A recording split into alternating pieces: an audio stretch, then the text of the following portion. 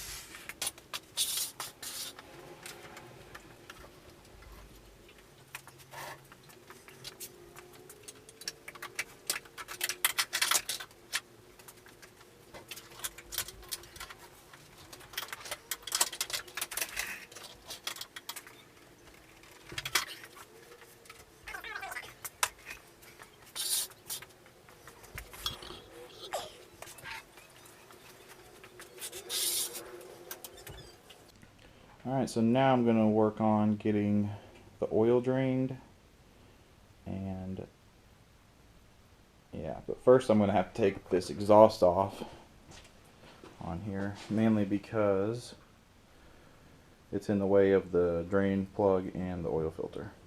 So yeah, that's all got to come off. And then it'll be a little bit of a waiting game for the parts, because I have not even ordered them yet. I want to make sure what's bad on it before I do order it. And then I don't have to spend any money on it. But yeah, let's get to doing it. Alright, so I got you in a new position. I've lowered the tripod and we are now on the side of the bike. So first off, I'm going to get the header off and sit it aside.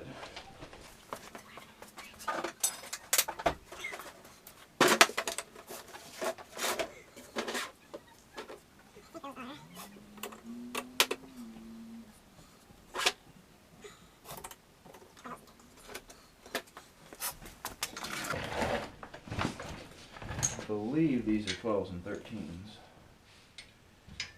They're probably, maybe I switched them all to 13s.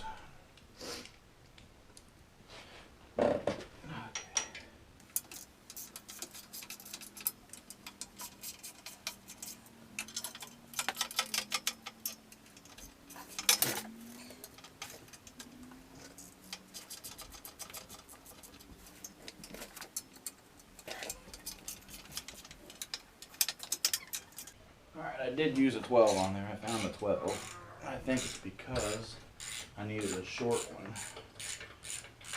All of these, when I bought the bike, they were all kind of mismatched and worn out, so I bought all new grade 8 bolts for them, and then I think I had to use one of the old ones just because of where it's at, and the 13s weren't quite right. Or the 13 for that hole wasn't quite right. The rest of them, they fit perfect. And I always put anti-seize on them, so they always come out really well. Even though with the motor heated up like this, they probably would have came out fine. Try to keep them in order that way, because I know one of them's different, but I don't remember if I have any shorter or longer ones.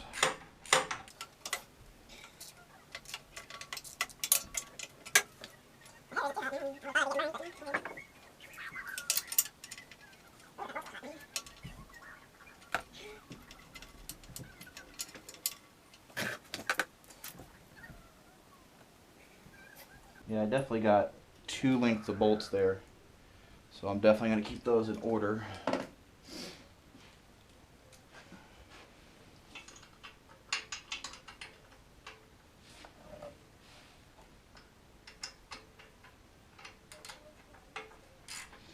And that's one of the main reasons I also like this bike over the other ones, is I'm more inclined to do something on it, whereas those I like to don't fix it if it ain't broken.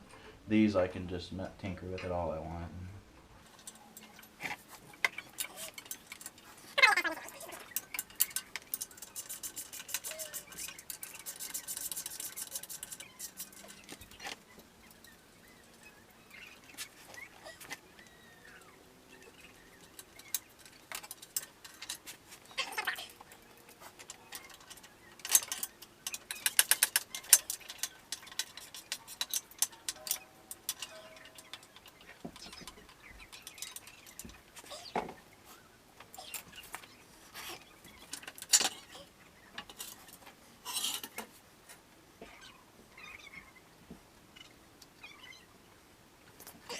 Alright, so the taking apart of this, I figured I would speed that up for you so you didn't have to watch that. But I'll kind of show you here. I'll show you the header. This header was on this bike when I bought it. And it was originally, I think, a Vance & Hines header, I was told. And then it just got a turn down, put it down here on the end. And that's basically all it is. It has a little bit of a baffle on it. Let me grab my light and I'll show you the baffle. So this is probably the least amount of baffle you can get. You can kind of just see a little bit of it on the end there. And that's about it, really. That's why this bike is so loud, and that's a lot of the reason why I love this bike is because it's so loud. But you can see it's just a basic 4-in-1 with a turn down. But when you put these 4-in-1s on here, excuse me, they block your drain plug. But yeah, so I think while I got this off, I'll probably wire wheel it, especially all down here where the original welding was done, because that's where it's rusting at. And I will repaint it. I painted it once, but I really didn't sand it all down. So I'll probably just put it to the side and repaint it when I get a chance. But yeah. Alright, so now I got all these bolts that I need to keep in order. So I think I'm going to get a big shop magnet tray.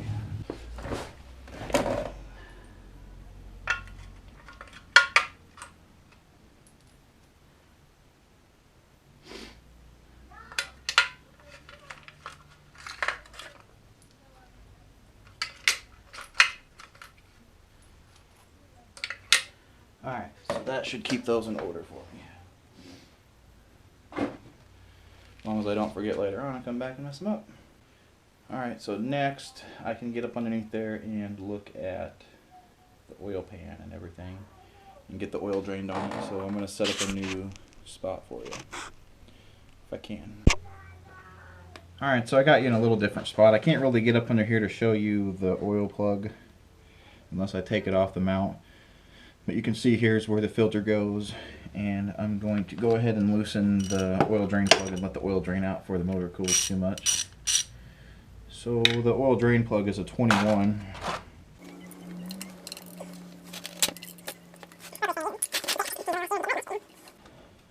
What better time to start taking care of a 30-year-old bike than when it's 30 years old?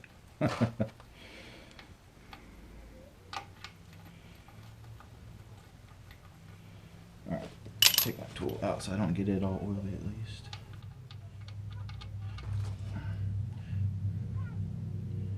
Alright, so I'm going to let that drain out and see what it looks like, see what it smells like. I don't think I had much in the pan. There might have been a little bit of old oil, but it's not going to change the overall effect of all the oil. So, alright, it's drained for the most part. It's just dripping a little bit. I may throw this other oil pan under it and pull it forward. Then we can take a look at it.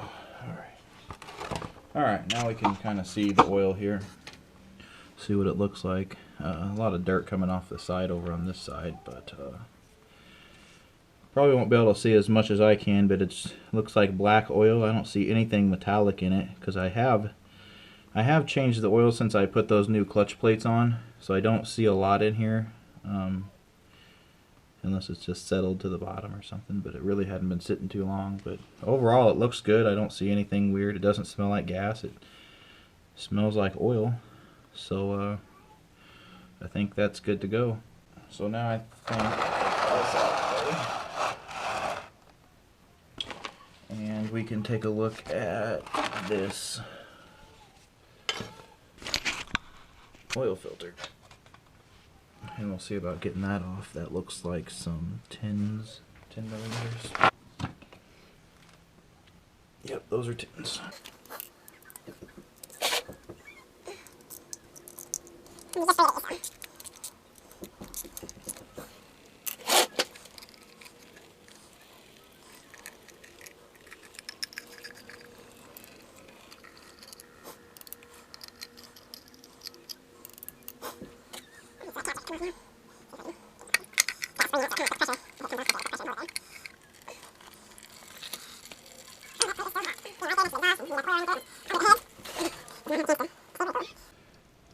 Yep, there's our oil filter right there. You can see the way you put these in is with this side coming out. It's not too hard to tell because one side has the indent for the spring, and this side has the rubber that seals against your engine. But yeah, as you can see, it looks pretty clean in there. The oil filter don't look bad. It's still got more color to it than anything black on it. So, but I will be changing it. They are cheap oil filters, and I actually got one given to me for free that somebody found for me. So what's it hurt? And the oil's cheap too. Especially on a motor this old, it's not a bad idea to change it more often than not. Alright, so that looks like pretty well all of that. So next I am going to get that oil pan off of it and take a look at it. See what's going on with it. I mean, other than that, it looks extremely clean in this filter. I don't see any sign of any debris or, I mean, anything. Which would make sense because I do change it a lot. So, and when I got it, I thought it was a pretty good engine when I got it. I can see now that I'm looking up a little higher. You can't quite see, but it does have some wetness right here. It doesn't look like it's dripping or anything because it's all dry down here. But up here, I can see some wetness. So I'd say that those that lower jug seal is gonna need replaced when I get to it all. Alright guys, so a little bit different of an angle now. We are now underneath the motor, and currently you're sitting on a tripod with a selfie stick twisted upside down and tucked under. So yeah, not on the ground, but you're underneath the bike. So next I'm going to go ahead and take this oil pan off and see if that's what's causing my leak. It looks really wet around it, all around these bolts here.